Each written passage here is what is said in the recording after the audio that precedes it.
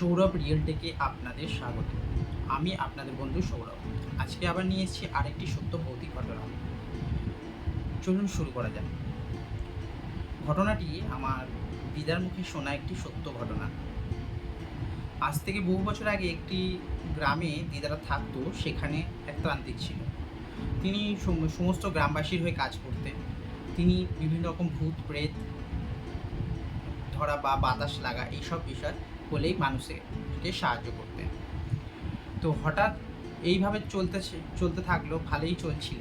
হঠাৎ তার বয়স হয় এবং তিনি একদিন মারা যান।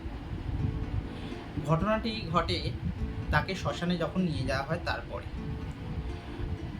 গ্রামের সকলে মিলে তাকে নিয়ে শ্মশানে যাচ্ছিল। শ্মশানে রীতিমতো পৌঁছেও যায়। পৌঁছে গিয়ে আগেকার দিনে জানেন ইলেকট্রিক চুল্লি ছিল না, কারণ তখনকার দিনে কাঠই একমাত্র সম্বল, আর ছিল গঙ্গার পাড়ে শ্মশান। তো গঙ্গার পাড়ে রীতিমতো নিয়ে যাওয়া হয় এবং কাঠের ব্যবস্থা করে তার চিতায় শুইয়ে দেওয়া হয় লাশটিকে। তারপর আগুন দেওয়া হয়, কিন্তু দেখা যাচ্ছিল মন কাঠ পুড়ে গেলেও দেহটি আগুনে পুড়ছিল না। এতে সবাই অবাক হয়ে যাচ্ছিল, হতভম্ব হয়ে যাচ্ছে যে ঘন্টার পর ঘন্টা কাঠ পুড়ে যাচ্ছে, বডিতে একটু আগুন কেন টাচ লাগছে না। এই ব্যাপারটা নিয়ে সবাই একটু ভাবনা চিন্তা করতে থাকে। তাদের মধ্যে ওদেরই দলের একজন ছিল, মানে তিনিও তান্ত্রিক ছিলেন। তিনি বললেন মনে হচ্ছে ওর শরীর থেকে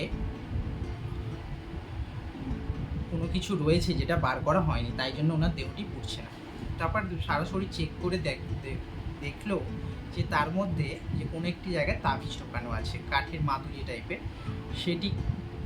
সেটিকে ছিঁড়ে বার করে গঙ্গার জলে প্রথমে ফেলে দিয়ে তারপর এটিকে আগুন দেওয়া হলো।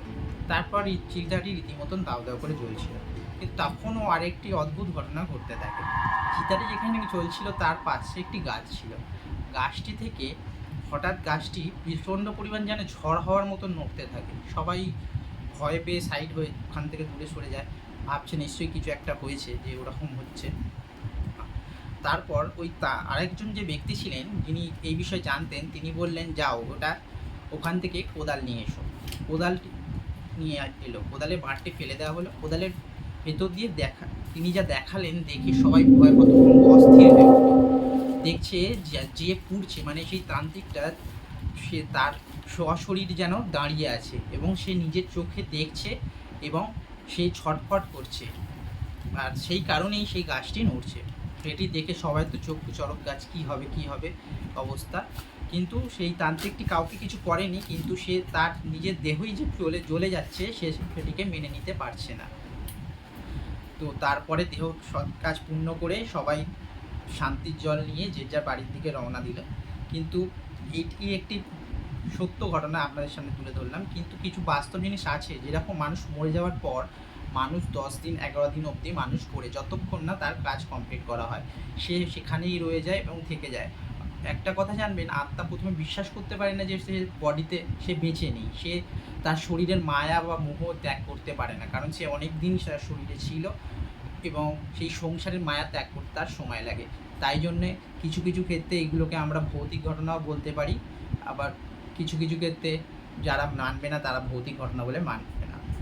আর তাই এরা জানানো দেয় যে এরা রয়েছে। কিছু কিছু স্মেল দিয়ে বুঝতে পারবেন, আবার কিছু কিছু আপনার শরীরে মনের ইঙ্গিত দেবে যে তারা ছিল এবং এখানে অবস্থান করছে।